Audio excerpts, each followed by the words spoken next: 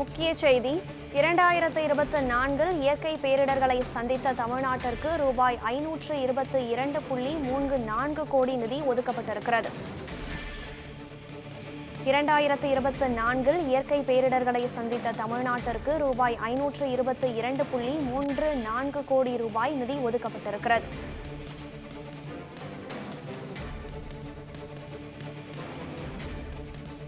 தமிழ்நாட்டிற்கு பேரிடர் நிவாரண நிதியாக ரூபாய் 522.34 கோடி ஒதுக்கப்பட்டிருக்கிறது. இது குறித்த விவரங்களுடன் இணைகிறார் நமது செய்தியாளர் டார்வின். டார்வின், இது குறித்த விவரம் என்ன? பதிவு செய்யுங்கள்.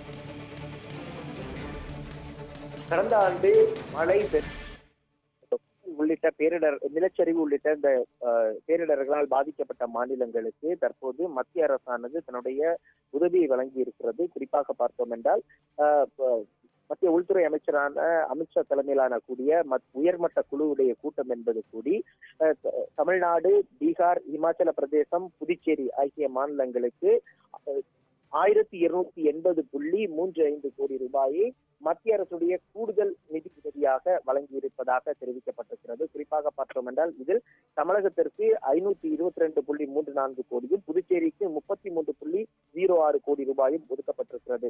இதில் அவர்கள் குறிப்பிட்டிருக்கக்கூடிய விஷயம் என்னவென்றால், கடந்த 2024 பெருவெள்ளம், மேகவெடிப்பு, நிலச்சரிவு, புயல் ஆகியவற்றால் பாதிக்கப்பட்ட மாநிலங்களான பீகார், இமாச்சல பிரதேசம், தமிழ்நாடு, புதுச்சேரி ஆகிய மாநிலங்களுக்கான மத்திய அரசினுடைய அந்த உதவி என்பது வழங்கப்பட்டிருக்கிறது. கூடுதல் நிதியாக இதை விதிப்பதாக தெரிவித்திருக்கிறார்கள். இயற்கை பேரிடர்களை சந்தித்த இந்த மாநிலங்களுடன் இந்திய அரசானது எப்போதும் தோளோடு தோள் நின்று அவர்களுக்கு உதவி செய்யும் என்றும் தெரிவிக்கப்பட்டிருக்கிறது.